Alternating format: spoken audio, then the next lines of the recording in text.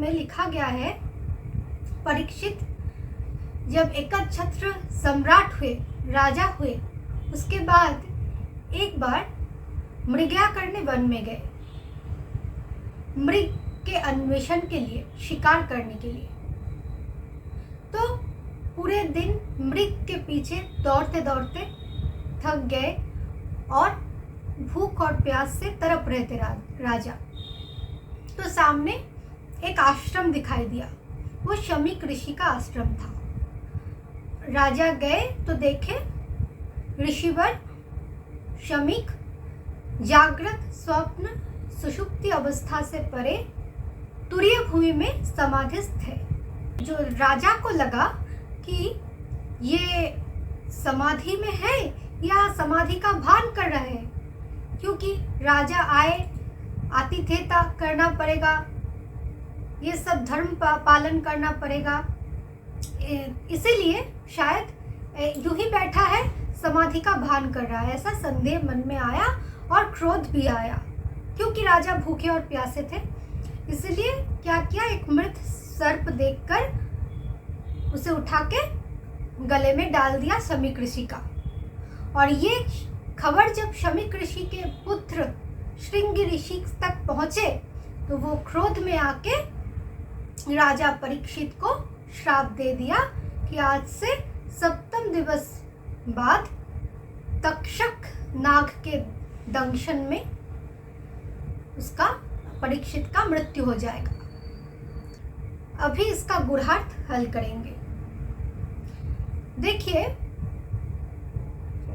ये पौराणिक कथाओं में, वेद में कई सारे कथा है ऐसे कि लिखा हुआ है, महाराजा जो होते थे वो शिकार में जाते थे और मृग का अन्वेषण करते थे, पशुओं का, मृग का अन्वेषण। तो ये मृग का अन्वेषण है क्या? पहले तो ये वन कोई पांचभौतिक वन नहीं, ये अंतर्मुखता, हृदय का वन है, हृदयाकाश में वन है, जो शांत, संपूर्ण शम चित्त शांत हो गए। वो शांत वन में कोई भी जागतिक अथवा मृत्युलोक का, जीवत्व का शेष रह गया या नहीं, उसे अन्वेषण करने के लिए ऋषि वृत्ति धारण पूर्वक वो अपने हृदय में, अंतःकरण में ढूंढते हैं मृग को, हिरण को। तो ये हिरण कोई बाहरी हिरण नहीं, आत्मनिशी होना, उसे मृगन्वेषण कहा जाता है, मृग अन्वेषण। अब ये परीक्षित आए शमीक ऋषि के पास, क्षुधार्त यानी कि भूखे और प्यासे। तो ये भूख और प्यास कोई जागतिक है? राजा परीक्षित आ पहुंचे शमीक ऋषि के आश्रम में। क्या ये राजा और शमीक ऋषि कोई दो अलग अलग व्यक्तित्व है? पहले इसका हल करते हैं। देखिए, महाराज उसे कहा जाता है जो महान तत्व से मिले, जो महापुरुष बने, जो राजा को जाना। वो राजा जो आत्मा है, उसे जो जाना, उस आत्म तत्व को जो आत्मस्वाद किए, उसे महाराज कहते हैं। आप जाकर उस मठों मंदिरों में पाखंडी बाबा जियों को महाराज कहकर पुकारते हैं कि नहीं? तो वो सब तो महाराज है नहीं। असलियत में महाराज का स्थिति है ये परीक्षित का स्थिति। तो जो ब्रह्म तृष्णा में, ब्रह्म भूख में व्याकुल है, ब्रह्म लीन होने के लिए, वो तो ब्रह्म में हो ही चुके, लेकिन वो अब ब्रह्म में संपूर्णतः लीन होना चाहता है। उसके अंदर जो ऋषि वृत्ति ढूंढ रहे हैं अपने अंदर कोई जीवत्व का संस्कार बाकी है या नहीं, वही ऋषित्व है। और वो शम परायण चित्त में ही वो ढूंढना अपने अंदर द्वैतता एवं अद्वैतता को ढूंढना संभव हो सकता है, क्योंकि ऋषि वृत्ति का अर्थ है सत्यदर्शिता, दृष्टा। तो परीक्षित अपने ही अंदर ध्यानस्थ होकर, वो शमत्व प्राप्त होकर, शमिकत्व अथवा शमत्व, शमिक, शम परायण, शम मतलब जो तालब्य श, परम सत्य, म में, महेश तत्व में लीन है, यानी कि सारे अहम तत्व से परे जो चले गए, उसे शम कहा जाता है। तो जिसका देह बोध रहित हो जाता है, वहां कोई तीराभास, शराभास नहीं रहता। सारे युद्ध के खत्म होने के उपरांत ये भागवती तनु, उसमें ही संभव होता है तुरीय भूमि में पहुंचना। महाभारत तक तो तुरीय भूमि में पहुंचना संभव नहीं है गीता से पहले। तो उसके उपरांत जब सर्वधर्मान परित्यज्य हो जाता है, सारे धर्म का परित्याग हो जाता है, और मामेकं शरणं, उसके बाद जो वर्ड है वो मैं अभी नहीं बताऊंगी, जो जानते हैं वो जानते हैं। तो वो शमचित्त होकर जागृत, स्वप्न, सुषुप्ति से अतीत परे जो तुरीय क्षेत्र है, यानी कि अहम से ऊपर उठकर वहां लीन रहते हैं। जैसे कि आप सोते हैं जब, तब आपका मन, बुद्धि सब कुछ काम करता है।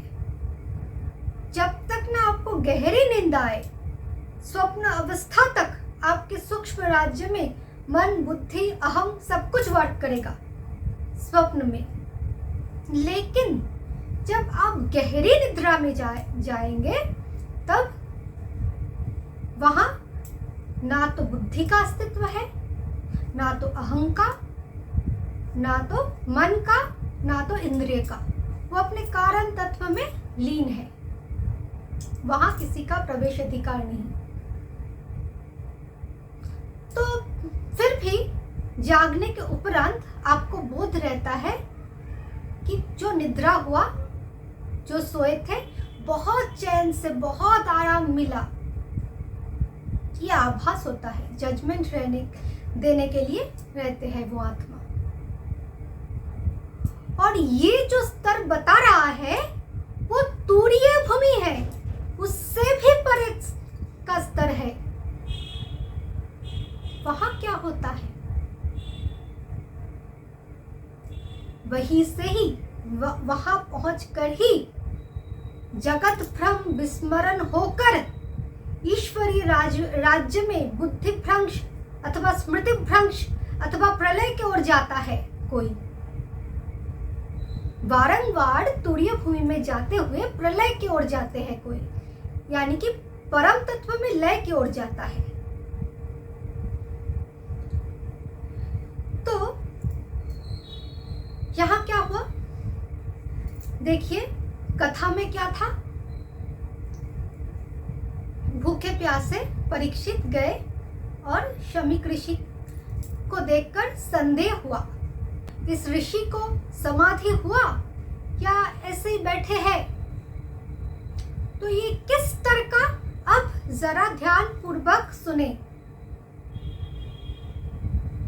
यहां तो आप सोचेंगे कि संदेह किसे आया फिर, अगर परीक्षित और शमीक ऋषि एक ही के दहराकाश का वृत्ति है, एक ही है, तो संदेह किस पर आया, अपने आप पर।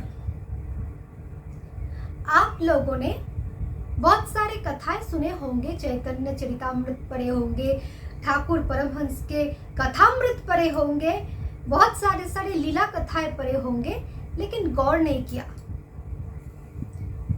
उस तुरीय भूमि में क्या होता है देखिए, उसे सामने प्रत्यक्ष आत्मस्वार्थ कर रहे हैं, साक्षात आकारित हो रहा है। कौन आकारित हो रहा है? शरीर नहीं, साक्षात आकार। निराकार का तो कोई आकार नहीं होता, तो वे स्वयं निराकार तत्व है, जीव तत्व नहीं। वो अपने जीवत्व उपाधि को खो देते हैं उस समय और स्वयं को स्वयं देखते हैं, स्वयं में स्वयं लीन रहते हैं। उस स्तर में ठाकुर परमहंस ने मां को देखा।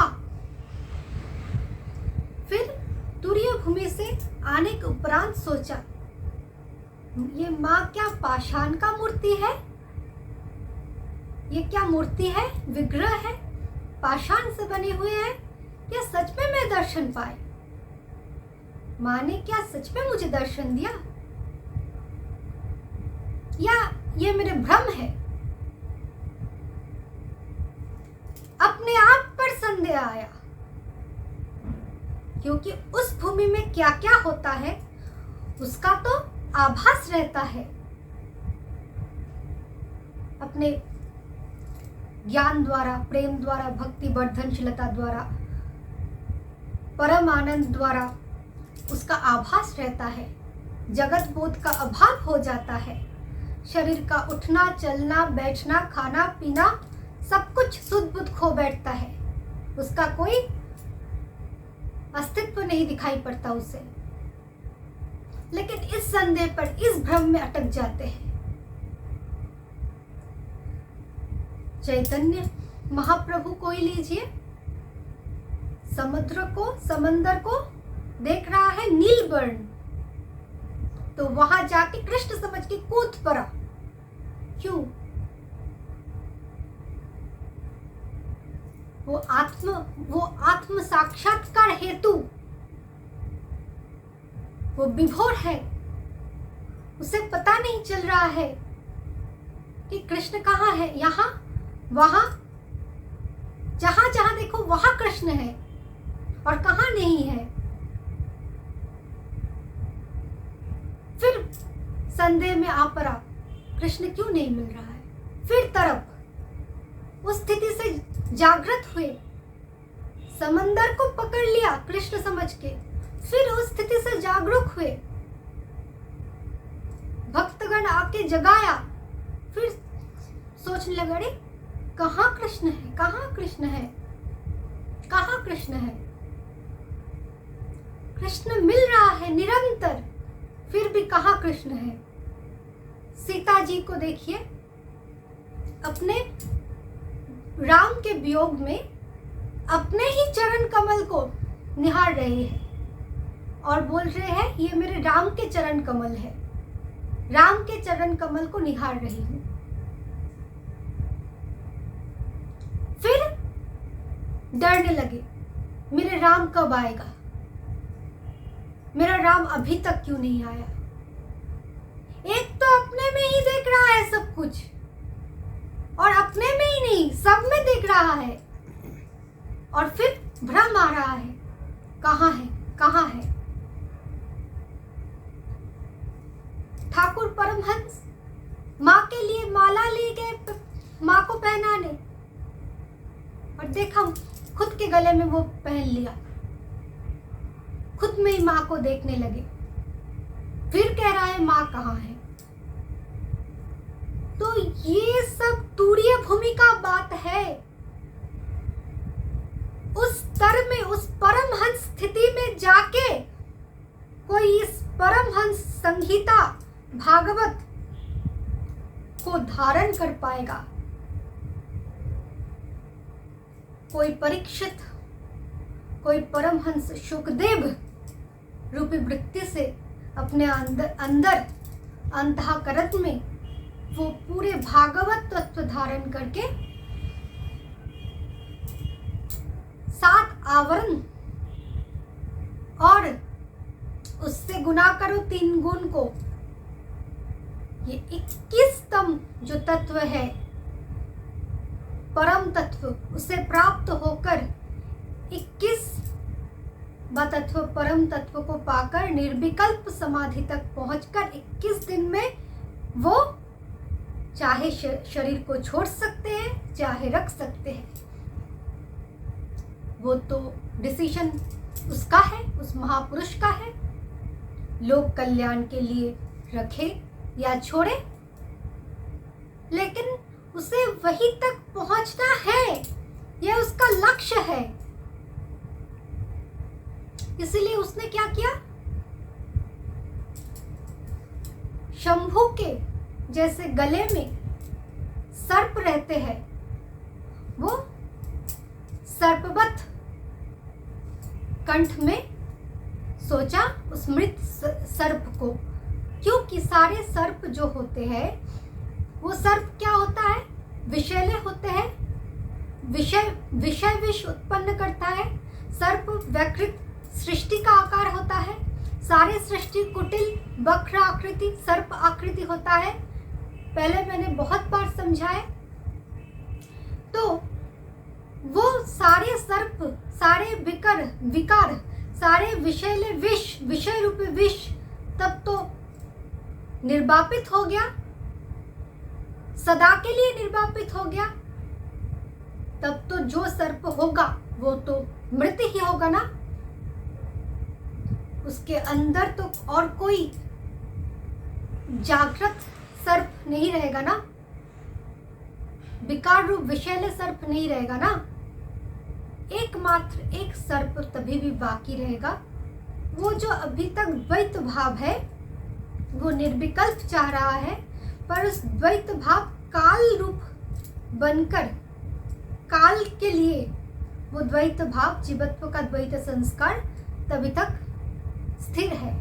तो इसको मिटाना है। इसलिए क्या किया जाए, तो इसीलिए शारंग पानी का ही एक शस्त्र, शारंग, उसे श्रृंगी कहा गया। शारंग पानी, शारंग धनवा, ये तो नारायण का शस्त्र है ना, जो इस काल के अतीत करता है, मृत्यु लोक से भवलीला सांग कराता है, भवलीला समाप्त करता है। तो ये श्रृंगी ऋषि के श्राप, वही नारायण का शारंग धनवा है।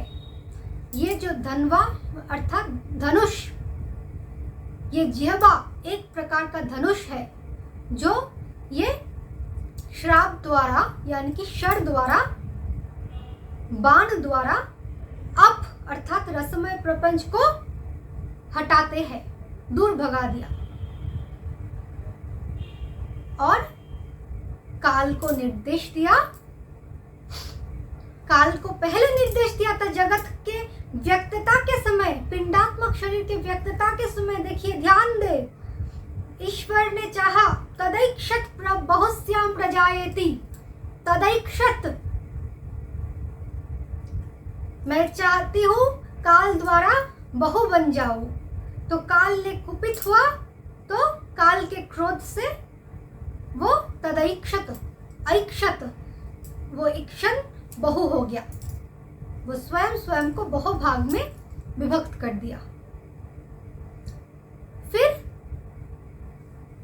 जब उस पिंडात्मक, कोई भी पिंडात्मक शरीर को अव्यक्त करना पड़ता है, तब दीक्षित होता है, असली दीक्षित। फिर दीक्षित होने के बाद परीक्षित होना पड़ता है, परीक्षा देकर के। ऐसे ही मोक्ष नहीं मिलता, और वो फॉर्म फिलअप करने वाला परीक्षा भी नहीं, पग पग में परीक्षा।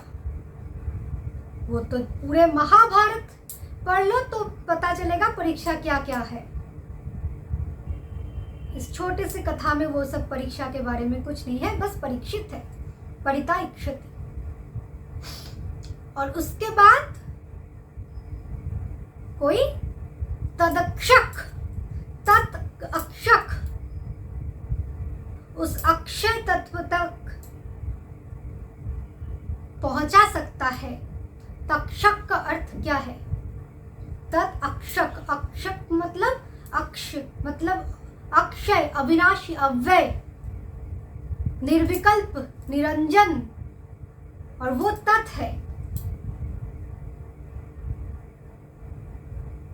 वो ब्रह्म है। उस ब्रह्म तत्व को जो निर्देशित करता है वही ब्रह्म श्राप है, श्रृंगी का श्राप है, शारंग धनवा का भवलीला सांग करने का तीक्ष्ण बाण है, जिह्वारूपी बाण। तो ये तत्व तभी समझ में आएगा, ये पूरे भागवत कोई तब धारण कर पाएगा जब कोई ऐसी स्थिति में, महापुरुष परमहंस स्थिति में पहुंचकर ये पूरे भागवती तनु लेकर पाठ करेगा। ऐसे ही मोक्ष किसी को नहीं मिलेगा। और ये जो सप्त दिवस, ये क्या है? दिवस का अर्थ दिव, दिव शब्द दैव शब्द से आता है, प्रकाश। 7 आवरण जो था वो सब 7 सप्तलोक प्रकाशमय हो गया, आवरण नहीं रहा। ये सब सप्तम चक्र में सहस्त्रार भेद करके निर्विकल्प तत्व को प्राप्त करना ही सप्तम दिवस है। तो आज यही तक, धन्यवाद।